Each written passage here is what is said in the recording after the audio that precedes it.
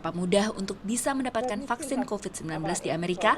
Selain persediaan vaksin yang memadai, sistem distribusi vaksin dilakukan lewat 21 jaringan apotek di sedikitnya 40.000 lokasi yang telah lazim digunakan warga Amerika untuk pengobatan sehari-hari. Yeah, so our pharmacists have certification through the American Pharmacists Association and are trained on the storage and handling requirements of the vaccine as well as proper administration technique.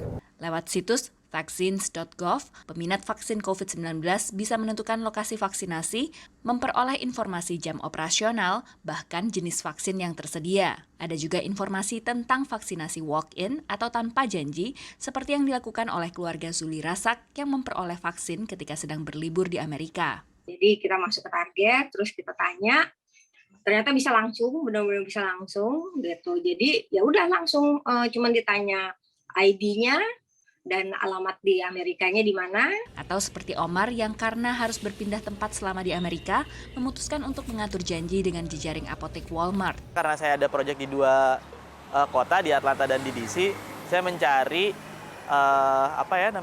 tempat vaksin yang ada di berbagai tempat. Menurut mereka sangat memungkinkan karena semuanya data-data kita dilakukan secara online gitu. Jadi mereka udah punya database yang sudah merecord itu semua. Jadi ya sangat mudah sih. Omar yang sebelumnya telah menerima vaksin di Indonesia membandingkan sistem vaksinasi kedua negara. Mungkin udah negara maju ya, semuanya terstruktur segala macam. Informasinya sudah cukup jelas dari CDC-nya dan satu komando yang saya lihat. Sedangkan kalau di Jakarta masih banyak simpang siur ya.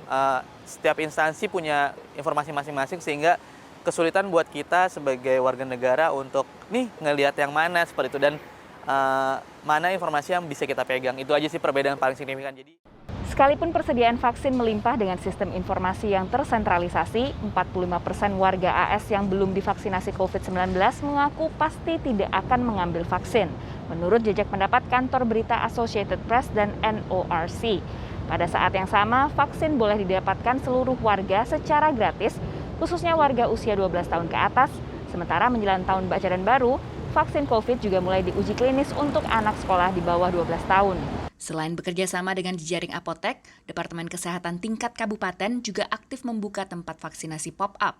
Right now we actually have about 3 or 4 different sites that we're really actively at every week, and then sometimes we also add on additional pop-up sites. So those are at apartment buildings, at recreation centers, at community events, wherever people are just going to be. We want to make it super convenient for our residents. Diakui petugas kesehatan Kabupaten Alexandria di negara bagian Virginia, tantangan untuk mengajak warga untuk divaksinasi saat ini adalah misinformasi. Our bilingual outreach workers into neighborhoods, particularly into lower income neighborhoods, to actually knock on doors and talk to people directly about, what are their concerns? How can we give people the information and the facts that they need to make an informed decision? Menghadapi peningkatan kasus baru dari varian Delta, sejumlah negara bagian dan badan pemerintah mengharuskan tenaga medis di bawah otoritas mereka untuk divaksinasi.